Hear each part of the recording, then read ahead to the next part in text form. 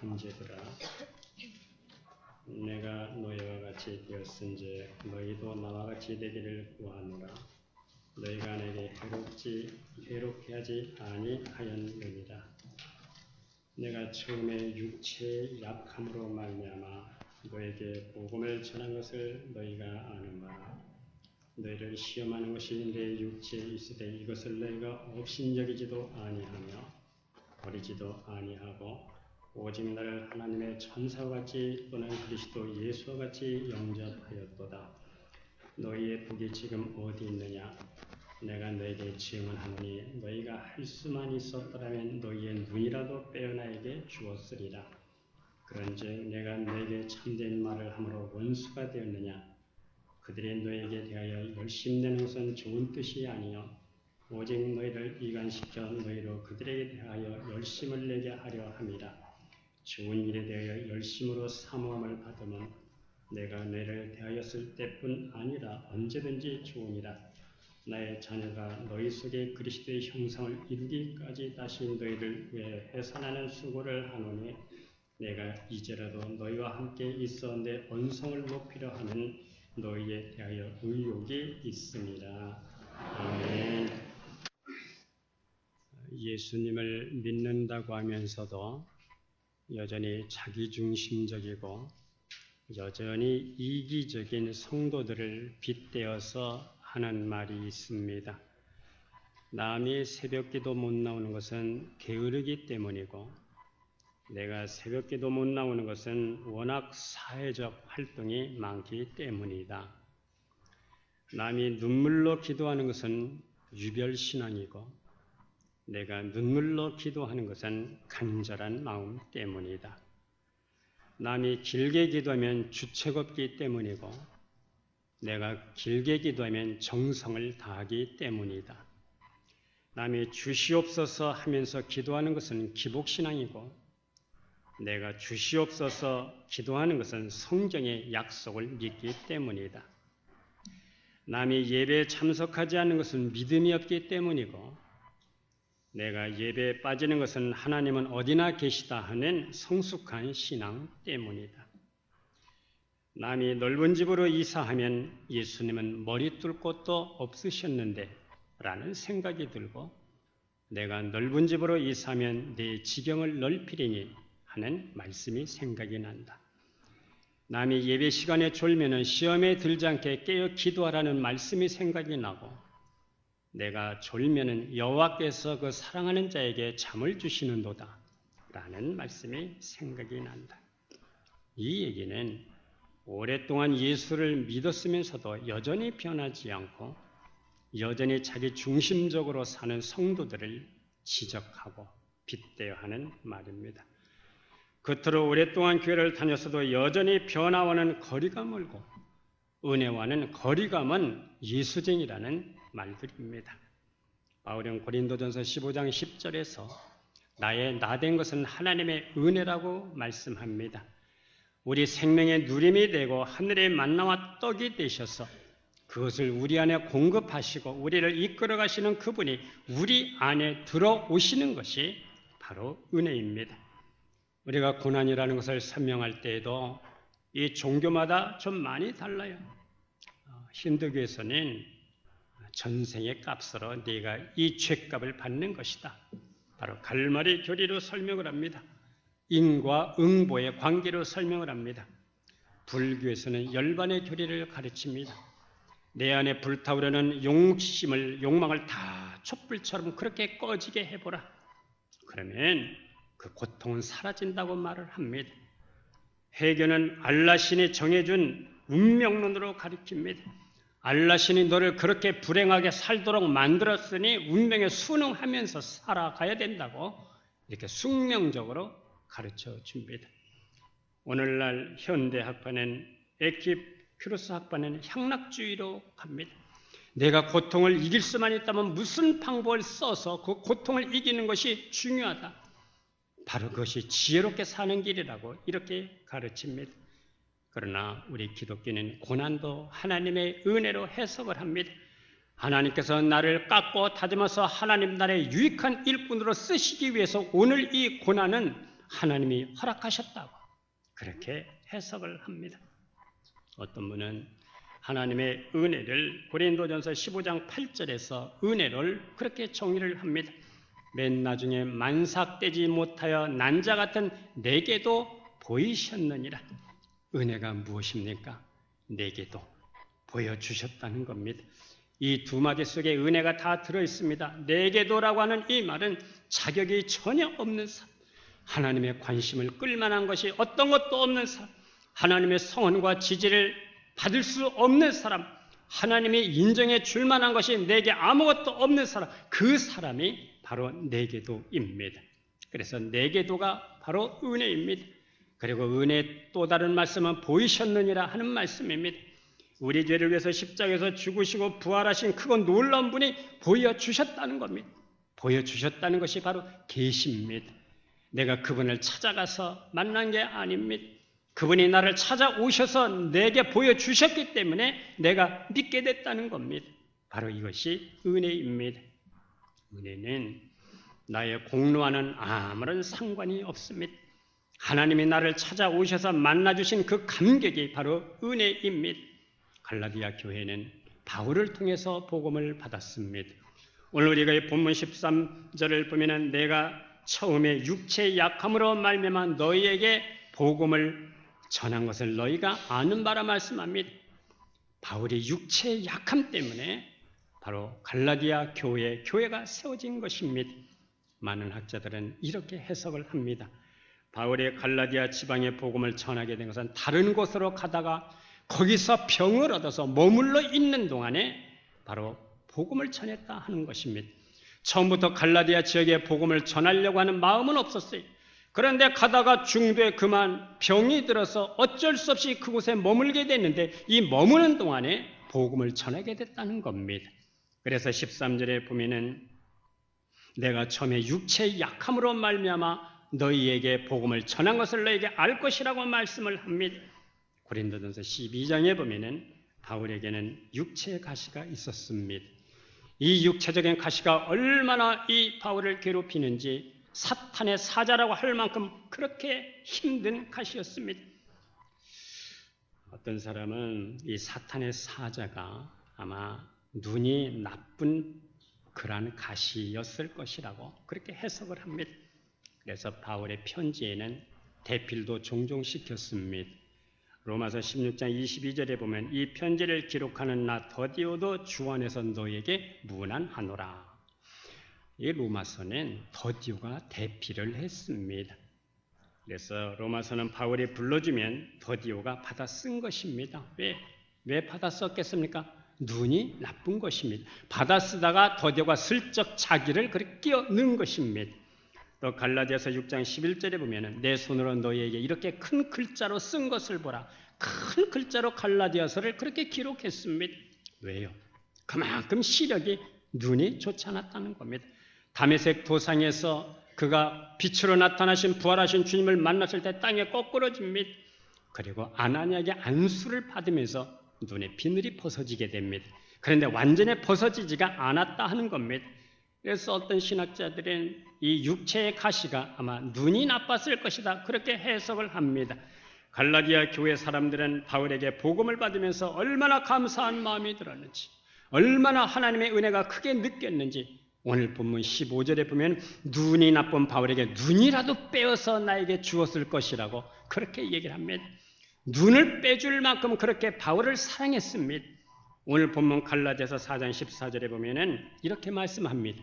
너희를 시험하는 것이 내 육체에 있으되 그것을 너희가 업신여기지도 아니하며 버리지도 아니하고 오직 나를 하나님의 천사와 같이 또는 그리스도 예수와 같이 영접하였도다.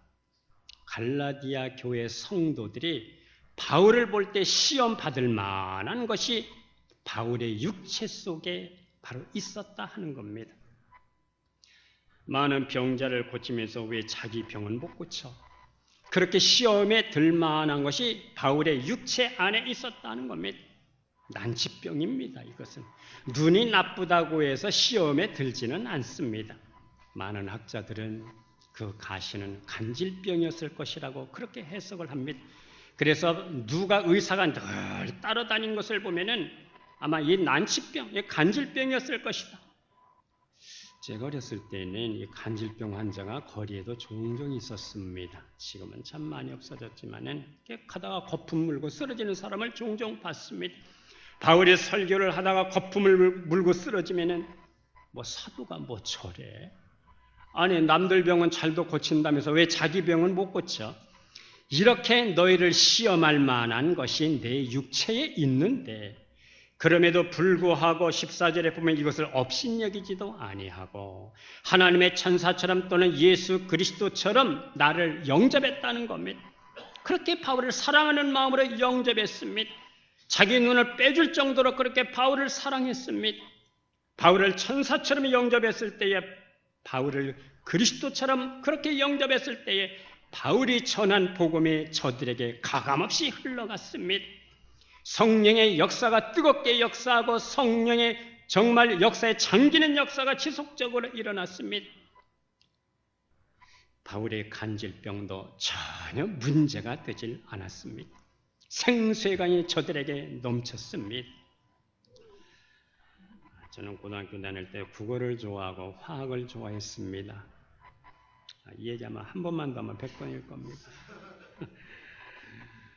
언제나 국어 점수가 거의 만점에 가까웠어. 화학은 언제나 만점이었습니다. 왜 국어 점수가 좋았고 화학 점수가 좋았을까? 그 선생님을 좋아했기 때문입니다. 어떤 분이 아침에 설교를 했더니 그분이 여선생님이었습니까? 묻더라고. 여선생님이 아니었어요. 남선생님이었습니다. 아주 멋있었어요.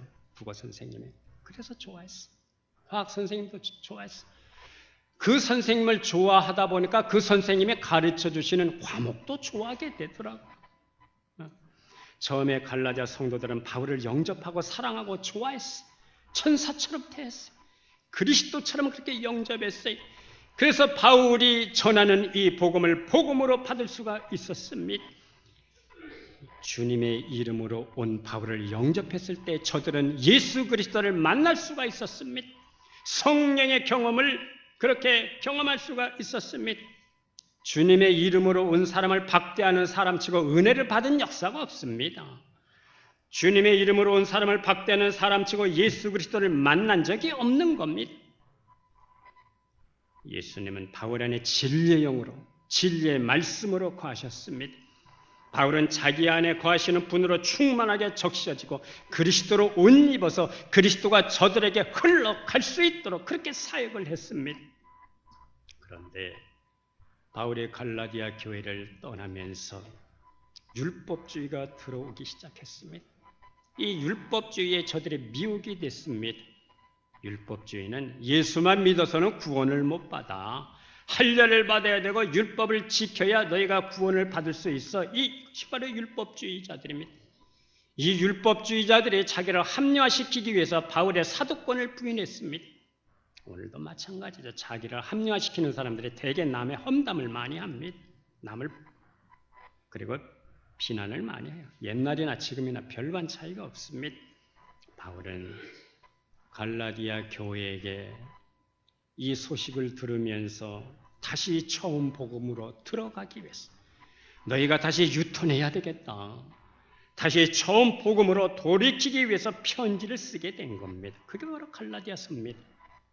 갈라디아서 3장 1절에 보면 어리석도다 갈라디아 사람들아 예수 그리스도께서 십자가에 못 박힌 것이 분명 너희에게 밝게 보이거늘 누가 너희를 꾀더냐 누가 너희를 미혹하더냐 왜 너희가 이 꾀임에 넘어가고 이 미혹에 넘어갔느냐.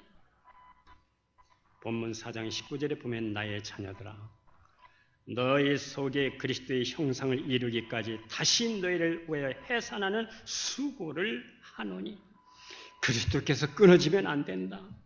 더 그분의 은혜를 사모하고 갈망하고 그리스도로 말미암아 살도록 다시 내가 처음 복음을 위해서 그리스도의 형상이 회복될 수 있도록 너희를 위하여 해산하는 수고를 내가 다시 하노라. 여러분 처음 타지 않은 장작불이 잘 타겠습니까? 타다 말은 장작불이 잘 타겠습니까? 불을 붙일 때 어느 것이 쉽겠습니까?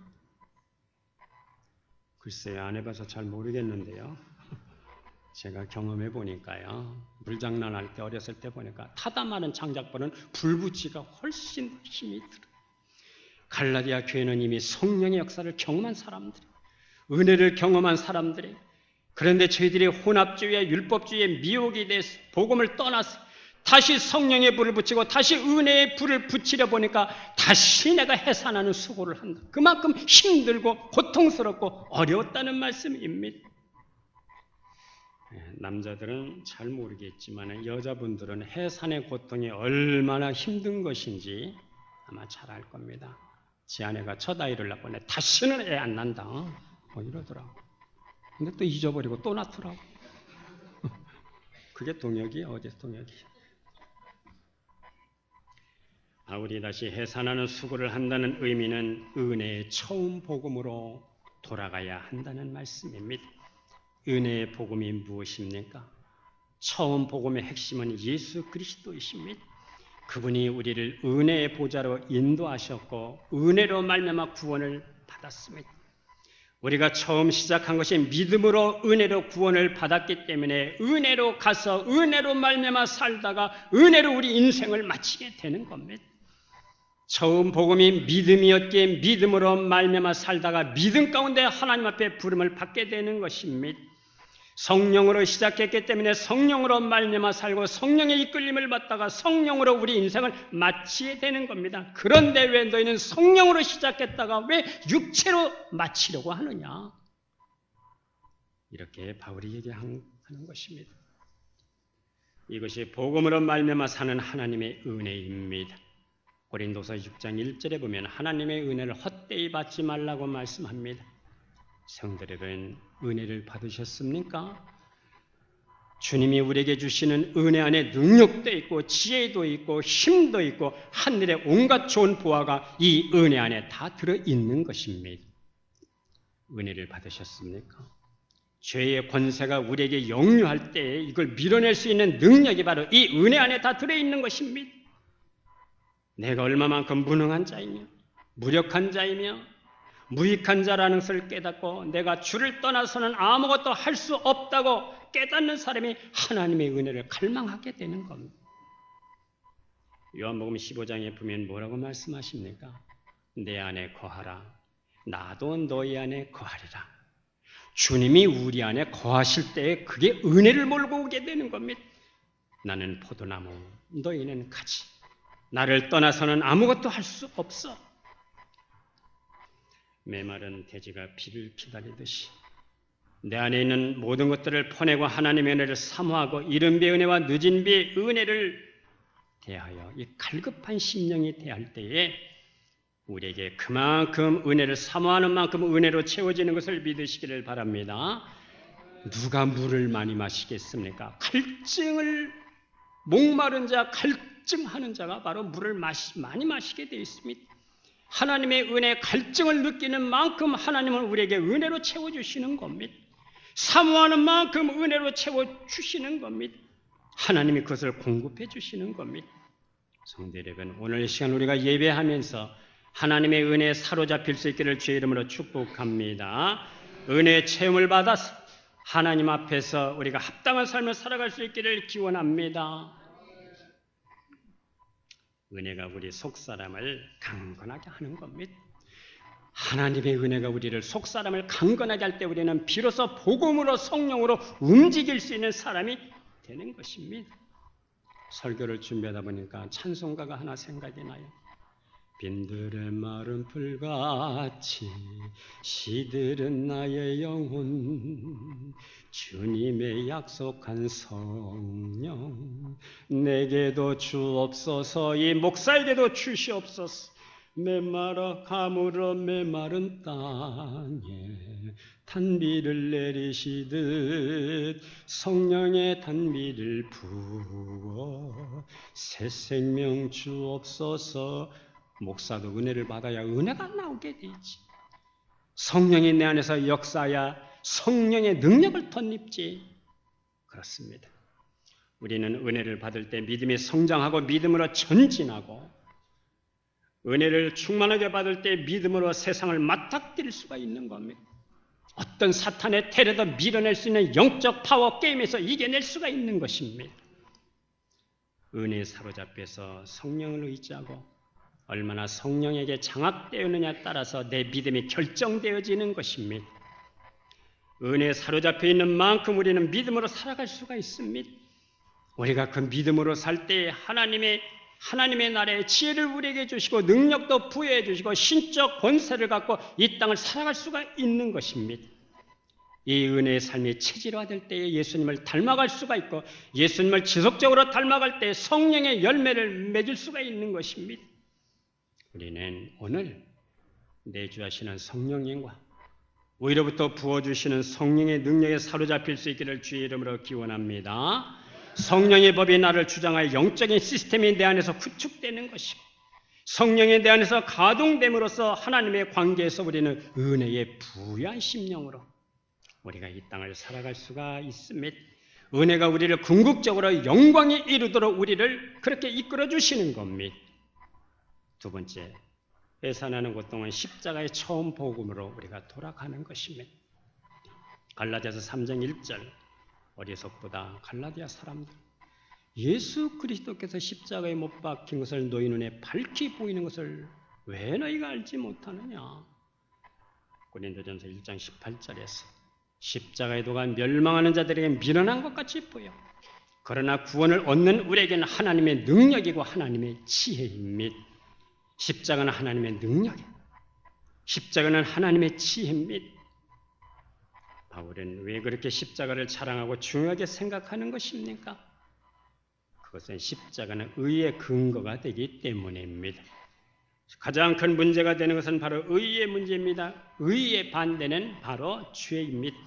죄인이 어떻게 의롭다함을 받을 수 있느냐는 것입니다. 십자가는 그 해답이 들어있고 계시가 들어있습니다. 십자가에는 하나님의 사랑과 하나님의 성품과 하나님의 뜻이 들어있어요. 오직 이 십자가를 알고 경험한 자만이 오늘 이 허무와 이 공허를 극복하고 우리는 진리의 길로 우리가 걸어갈 수가 있습니다. 주께서 지신 십자가는 우리에게 생명을 주시고 소망을 주시고 영혼을 갖다 주셨습니다. 마땅히 죽어야 할 이 사람들을 하나님은 당신의 독생성자 예수 그리스도를 십자가에 매달아서 십자가에서 흘리신 선녀를 통해서 누구든지 그리스도를 믿는 자에게 영생을 약속하셨습니다. 이것이 바로 십자가의 복음입니다. 바울은 이 십자가의 복음을 위해서 다시 해산하는 고통을 한다는 말씀입니다. 우리가 이 땅을 살아가면서 사랑하며 산다는 것은 참 중요합니다. 그런데 문제는 사랑은 해야 되는데 사랑하고 싶은 마음이 안 생겨요. 우리 전 목사님들 얼마나 사랑하십시오, 사랑하십시오, 사랑해야 됩니다. 얼마나 많은 얘기를 합니까? 설교 중에서. 많이 들었습니다. 그런데 사랑하고 싶은 마음이 없어. 사랑하고 싶지가 않아. 우리가 이 땅을 살아가면서 사랑하면서 살아가는 것 참 중요합니다. 그런데 사랑하라 이것은 구약에서 율법입니다. 힘을 다하여 목숨을 다하여 뜻을 다하여 성품을 다하여 너희 주 여호와 하나님을 사랑하라. 이게 율법입니다. 사랑해야 살고 사랑하지 않으면 죽습니다. 이것은 철학입니다. 이것은 윤리학입니다.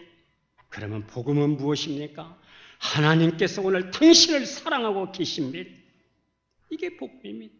당신을 사랑하기 때문에 십자가에서 당신의 죄를 위해서 죽으셨습니다. 지금도 당신을 사랑하시고 용서하십니다. 오십시오. 이게 복음입니다.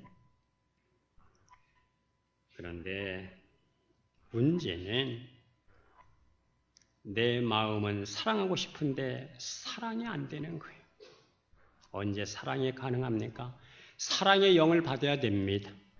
사랑의 영은 그리스도의 영이고 그리스도의 영은 성령입니다. 성령의 영, 그리스도의 영, 아들의 영이 그분이 우리 안에 들어오셔야 사랑할 마음이 생기는 거예요. 사랑할 수 있는 힘도 생기고 사랑할 수 있는 지혜도 생기고 능력도 힘도 생기는 겁니다. 바로 이것이 복음입니다. 사랑의 영이 나를 장악하면 그분의 사랑이 내게 흘러오게 돼 있어요. 내게 충만하게 채워지면 다른 사람에게도 흘러가게 돼 있습니다. 바로 십자가의 계시가 바로 여기 있는 것입니다. 하나님의 사랑, 하나님의 성품, 하나님의 뜻이 여기에 들어 있습니다. 분명 내 마음인데도 내 마음대로 안 되는 것이 바로 내 마음입니다. 그래서 사랑하는 마음은 신의 축복이라고 말씀을 합니다. 바울은 해산하는 수고는 믿는 자에게 의롭다 하시고 하나님의 사랑이 들어있고 용서가 들어있고 하나님의 뜻이 들어있는 십자가의 복음으로 너희가 다시 유턴해야 된다. 그것을 말씀하고 있습니다. 성도 여러분, 십자가를 볼 때마다 나를 사랑하시고 용서하시고 의롭다 하시는 하나님의 지혜와 능력을 경험할 수 있기를 바랍니다. 이것을 경험한 자가 영생을 얻게 되는 겁니다. 십자가에서 죽으신 예수 그리스도와 연합해야 부활의 권능이 내 안에서 생명으로 역사하시는 겁니다. 죽은 자를 다시 살리신 부활의 능력이 권능이 우리를 통해서 드러나게 되는 것입니다. 이제 세 번째, 그리스도의 형상이 회복된 자는 성령을 쫓아 살아가야 된다고 말씀합니다.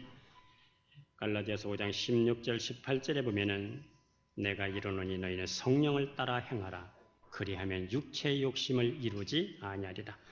육체의 소욕은 성령을 거스르고 성령은 육체를 거스르나니 이 둘이 서로 대적함으로 너희가 원하는 것을 하지 못하게 하려 함이니라.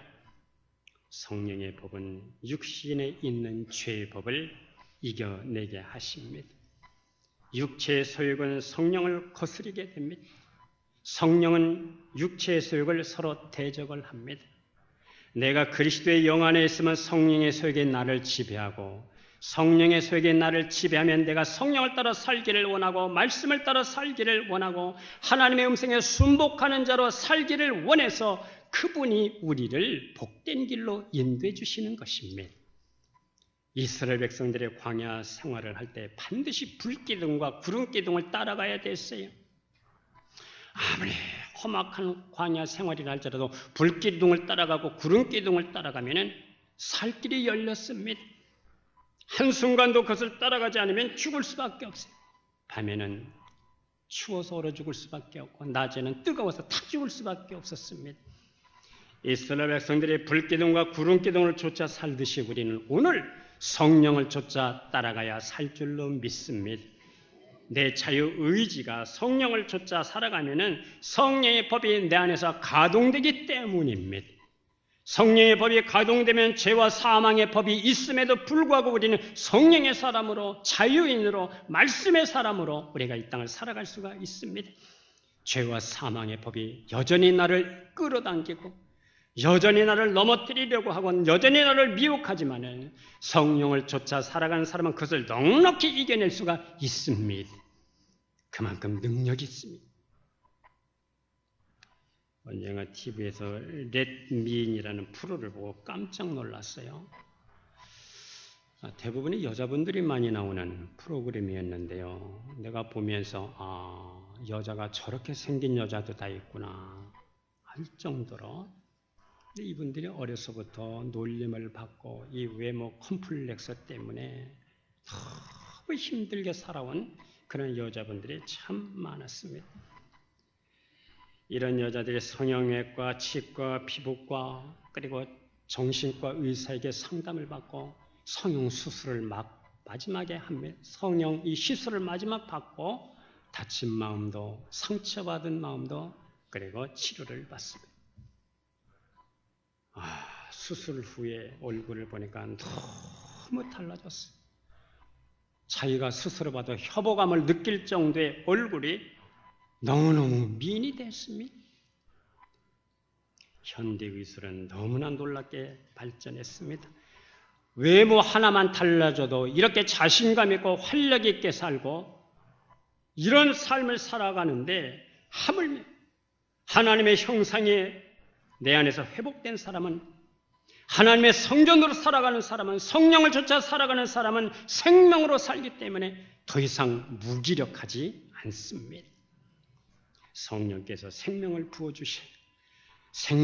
부어주셨기 때문에 모든 것을 넉넉하게 감당할 수 있는 힘을 주시는 겁니다. 활력 있게 살아갈 수가 있습니다. 내가 가는 곳곳마다 성령의 임재가 나타나고 드러나기 시작합니다. 성령이 지배하는 성전의 몸으로 살아갈 수가 있어요. 찬송 하나를 불러도 은혜롭게 바로 우리는 힘차게 우리는 불러 하나님 앞에 영광을 돌려드릴 수가 있어요. 예배를 해도 성령과 진정으로 예배를 드릴 수가 있어요. 하나님의 영광이 그를 통해서 나타나기 때문에 의의 병기로 쓰임을 받아요. 손을 얹을 때마다 그의 손을 통해서 하나님의 능력이 흘러가기 때문에 권능의 몸으로 우리가 이 땅을 살아갈 수가 있습니다. 성도 여러분, 부디 성령을 쫓아 살아가는 심령들이 될 수 있기를 주의 이름으로 기원합니다.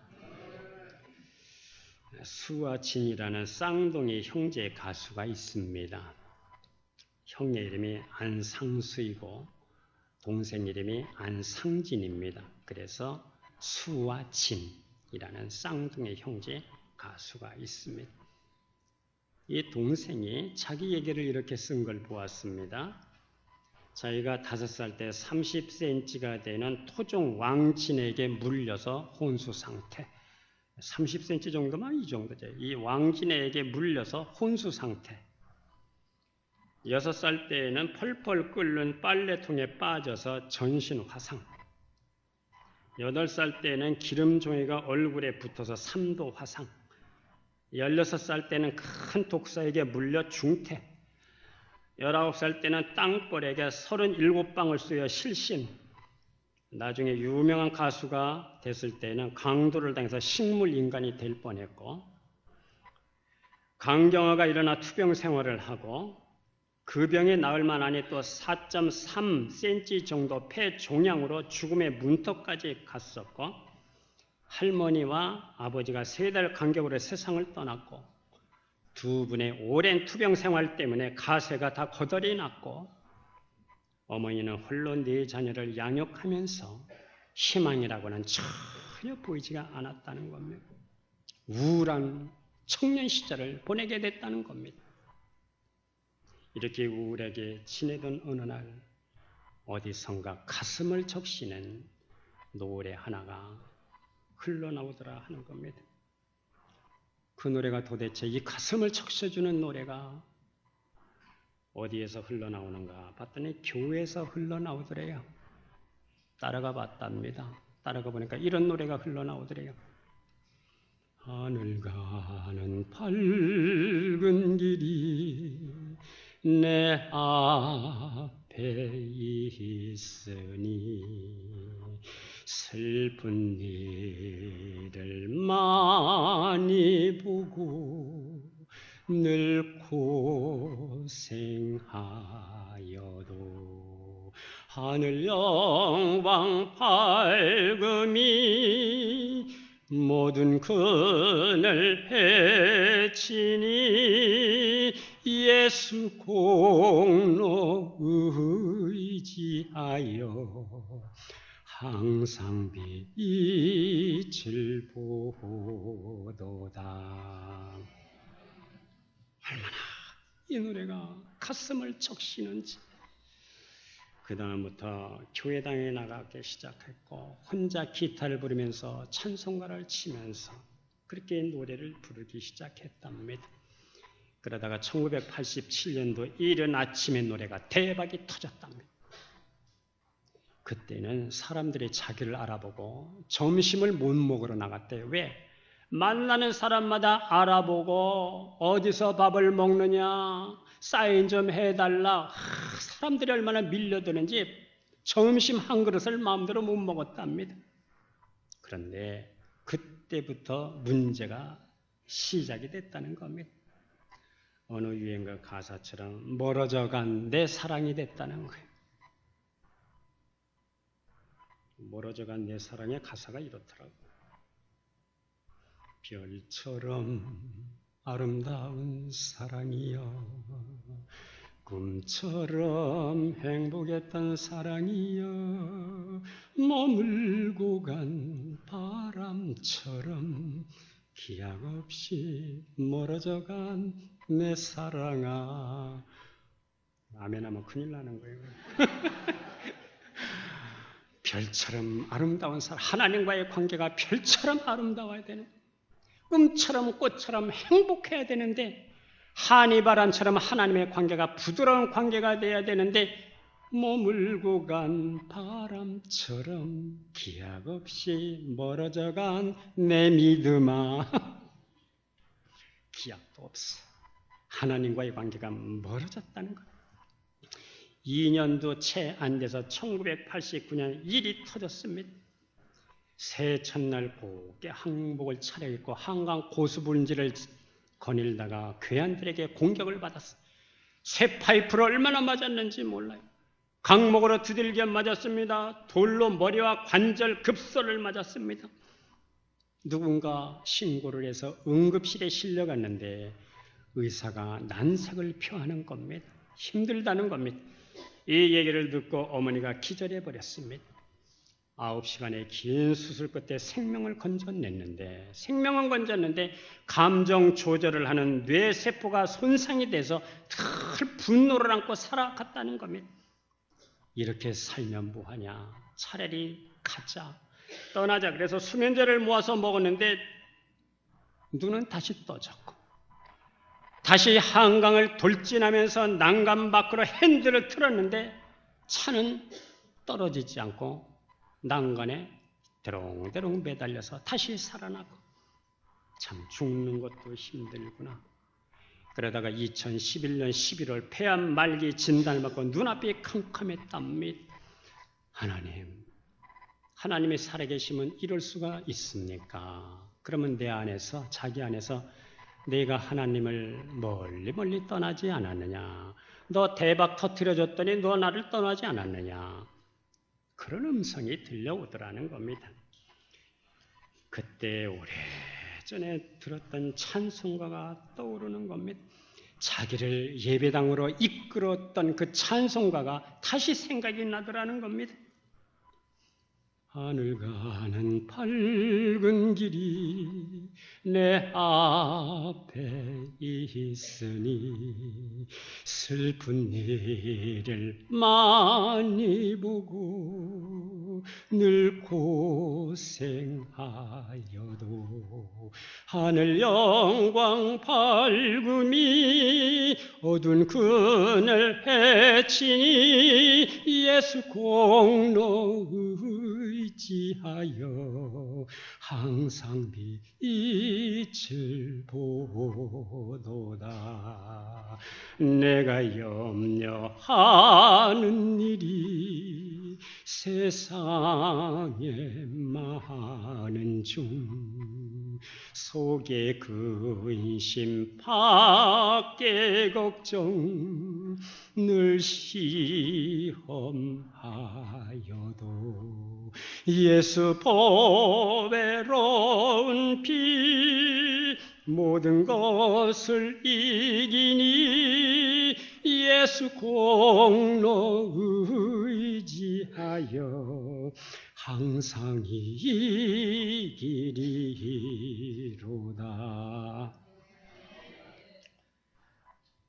이 옛날에 자기 마음을 적셨던 이 찬송가를 얼마나 간절하게 불러 제꼈는지, 얼마나 회개하는 마음으로 불렀는지.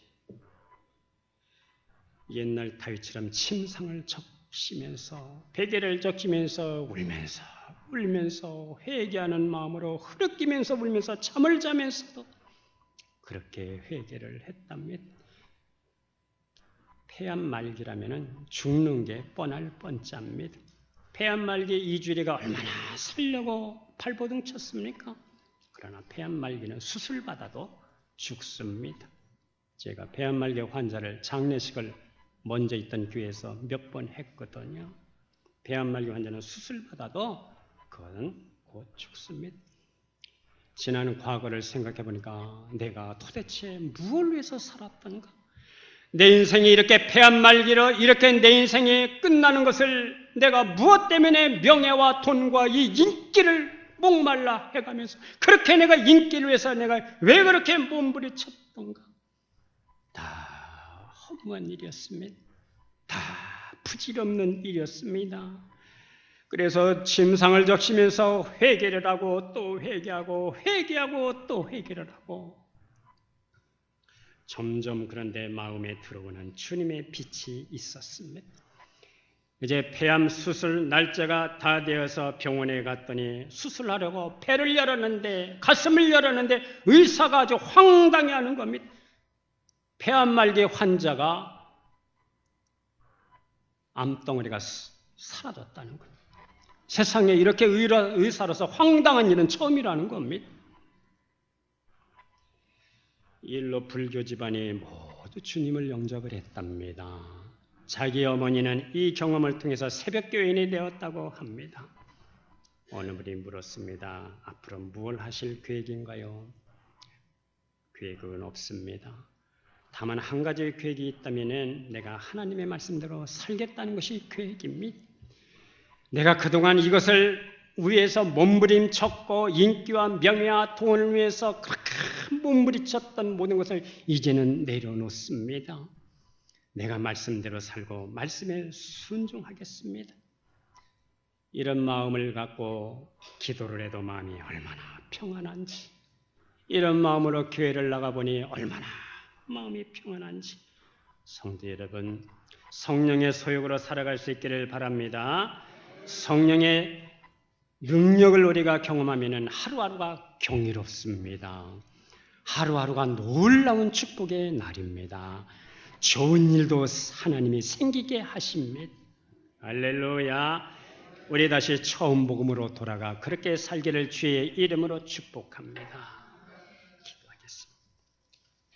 하나님 아버지, 바울이 갈라디아 교회를 향해서 처음 복음을 그렇게 말씀했던 것처럼 우리는 은혜의 처음 복음으로 돌아가게 하시고, 처음 복음의 십자가로 돌아가게 하시고, 처음 복음으로 성령을 쫓아 살았던 그러한 시절처럼 우리가 성령을 쫓아 살아갈 수 있도록 우리 모두에게 은혜를 입혀 주시옵소서. 하나님의 은혜 속에는 세상을 이길 수 있는 능력도 들어있고, 하나님의 지혜도 들어있고, 사탄의 세력도 꺾을 수 있는, 뱀과 정갈을 밟을 수 있는 능력도 이 은혜 속에 들어있는 줄로 믿습니다. 우리에게 힘과 능력과 소망을 주시고 사랑할 수 있는 힘도 주시는 능력이 이 은혜 안에 들어있는 줄로 믿습니다. 은혜에 붙잡혀 살아가는 우리의 심령들이 되게 하여 주시옵소서. 예수님의 이름으로 기도드려옵나이다. 아멘.